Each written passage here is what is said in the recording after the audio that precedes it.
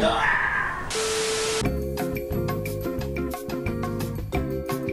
I'm Harkin and welcome back to Harks Paints. This is part 5 of Crash Course. Today we're going to be talking about stripping miniatures and how I went about painting my first ever paid commission, a set of fire warriors for my friend's new kill team.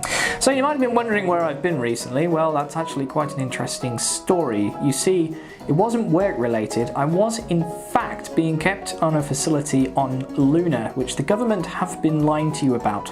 After bravely escaping Luna and making my way to Spain as Pedro Papadopoulos, a handle that I have used once or twice before and has served me well, I was then intercepted by the Spanish government for my understanding of the Luna base. So I was kept in an overnight shelter for people who might have known of the lunar activities and what we are currently doing out there with the Xenomites. Now, the Xenomites are a well-known alien faction that have, of course, taken over the moon because it is in fact made of cheese. The same cheese that is made in France. While I was able to evade the authorities for some time, eventually I found myself besieged by a set of international terrorists, also known as geese. Now, the geese were able to swarm me rapidly and began pecking at me like a bowl of peas, which, as you know, peas are also made in the United Kingdom.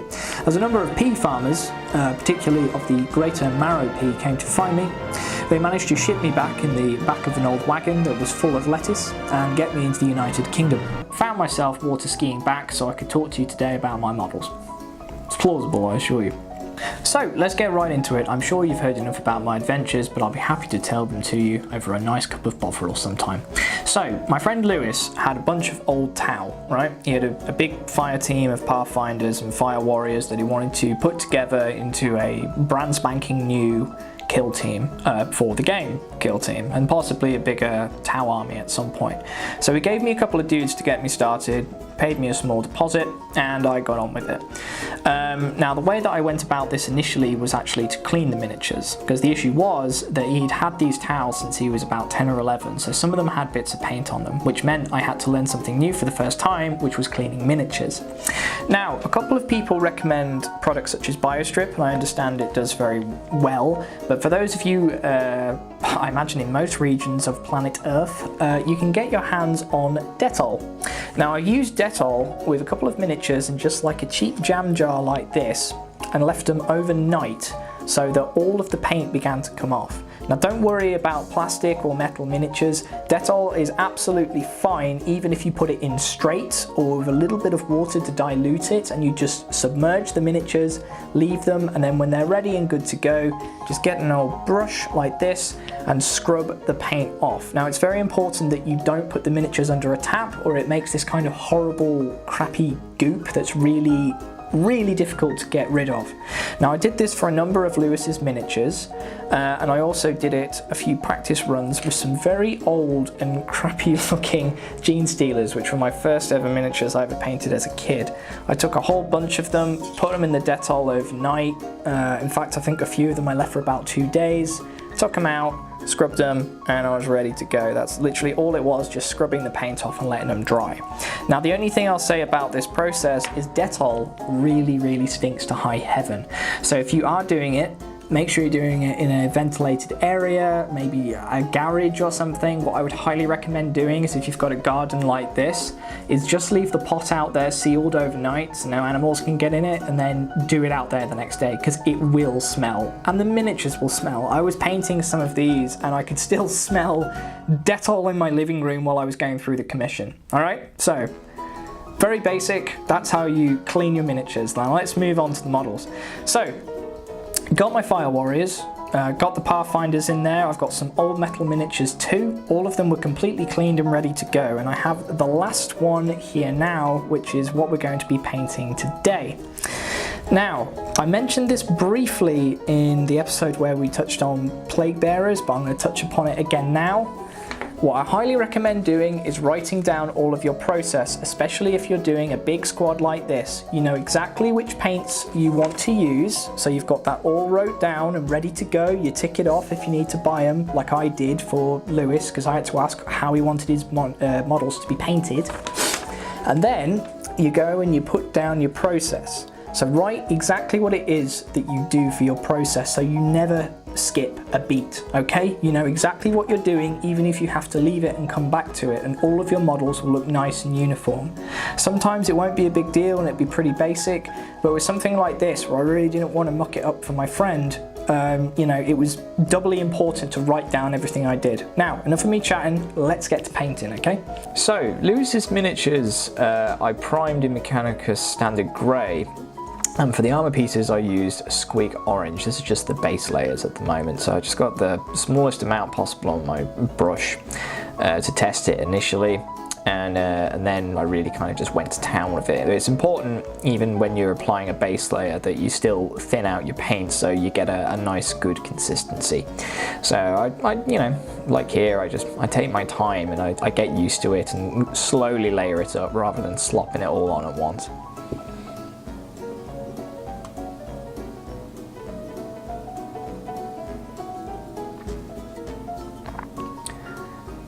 So, once that's done, you can see me there just adjusting the bristles. We've got a nice kind of consistent orange over the armor plates of our Fire Warrior. So, let's get something else out. So now that we've got that initial base layer for that component of the model, we want to do the clothes. Now the clothes we do with Rust Grey. So again, I just get a nice kind of thin layer of this on my brush, and I start applying it onto the model. Now this is the trousers, the sleeves, and I guess you could call it the scarf, or like the snood layer that's just underneath the helmet. Additionally, I end up using this on some of the symbols, which can be found on the shoulder pad and on the weapon itself, as you know, just to bring out a little light and juxtaposition from the bright orange pads.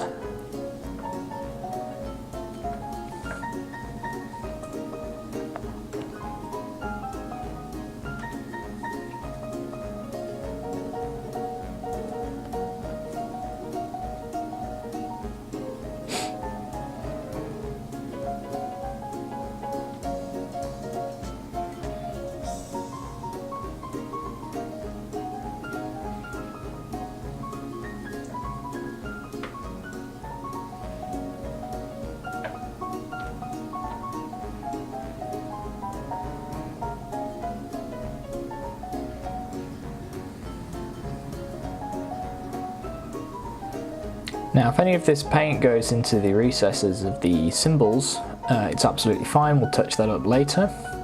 Now we're going to work on the gun. Now I needed something that would, again, juxtapose the colours that were there, so I chose Administratum Grey, just as a starting point. And with this one I'm not too bothered. It's just a case of making sure that the material is layered and ready to go, because I'll touch it up with white later.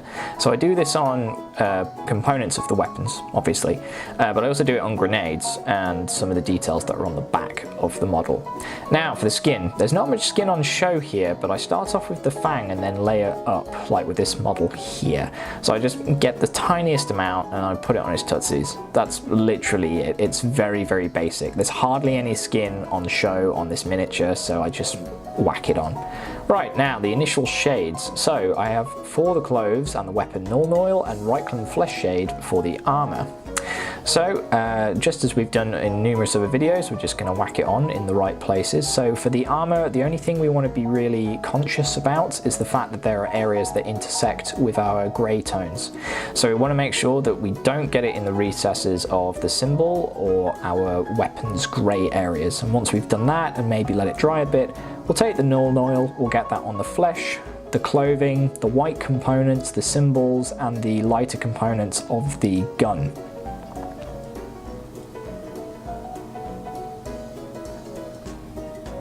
And again, just be careful not to cross-pollinate your shades at this point. Now, when we've dried, we've already got quite a nice little effect there, but we're not done yet. We've still got a ways to go. So now we want to touch up our armor with some Wild Rider Red. So give it a good shake and get a nice dry effect on your brush, and then start going over the edges. We want to really bring out the that kind of rich orange and really brighten it up in places. If we can, we will avoid some of the recesses of the armor, but we are going to touch up the armor plates with another wash of Reikland Flesh Shade in a bit.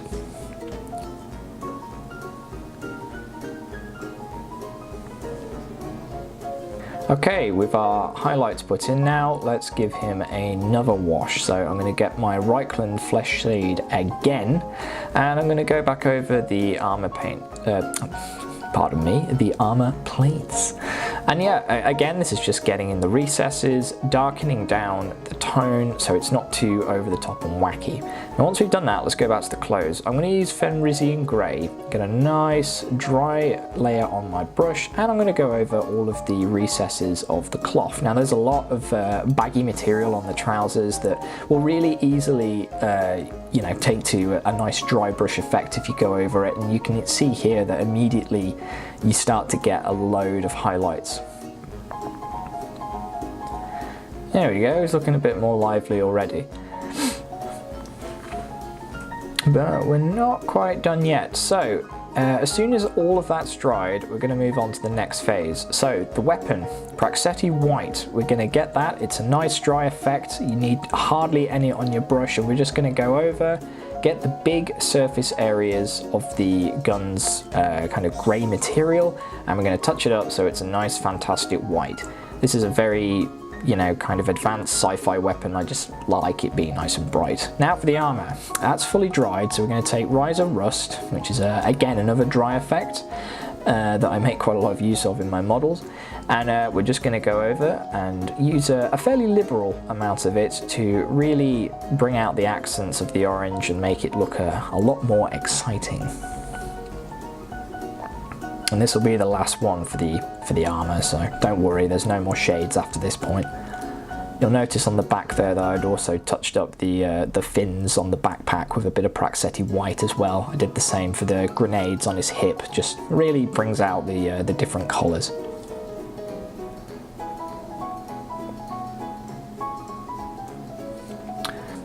So now we're going to touch up the symbols with some Fenrisian Grey, and then if we go over anywhere or if we've had any mishaps, we're going to touch that up with a bit of Norn Oil. And we're just going to do this on the shoulder pad, and we're going to do it on the weapon and just very delicately highlight the symbol of the towel there. And if we go over, just use a little bit of Norn Oil in the recesses. We don't need to overwash it, just be delicate for this stage.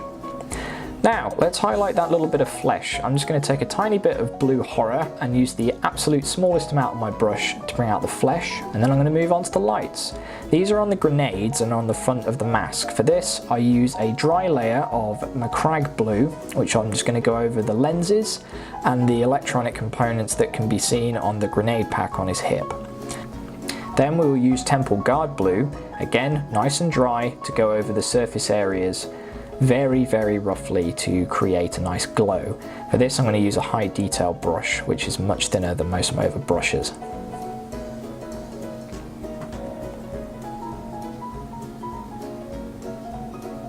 And then finally I'm going to use Blue Horror again as the final highlight, and I'll let a little bit of that go onto the shoulder pads and the surrounding helmet area, just so he looks like he's got a nice glowing helmet lens. And there we have it. So there we have it. We've gone through Lewis's final dude, and he is ready now to have his commission. After, obviously, I was kept on Luna. I mean, I was a bit delayed, obviously. So that's how I did it, and that's how I'll probably do more of them in the future. I hope this has really helped you out. In future episodes, we're going to be dealing with the Death Guard and hopefully painting up some of these old miniatures now that they've been completely cleaned. A couple of people have been asking me online about how I do rust effects, and I aim to tackle that in the next crash course where I go through my Death Guard stuff. So I'll go through washing and using pigments and binders again. Briefly touched on it in the last episode, but more people want to know, and I am completely happy to help you out. If there's anything else that you want to ask me about, please do so in the comment section below. Get in touch on Instagram, get in touch on here, get in touch on Facebook. I'm always about and happy to tackle any questions you have. Like, share, subscribe, and I hope to see you again next time. Thank you very much.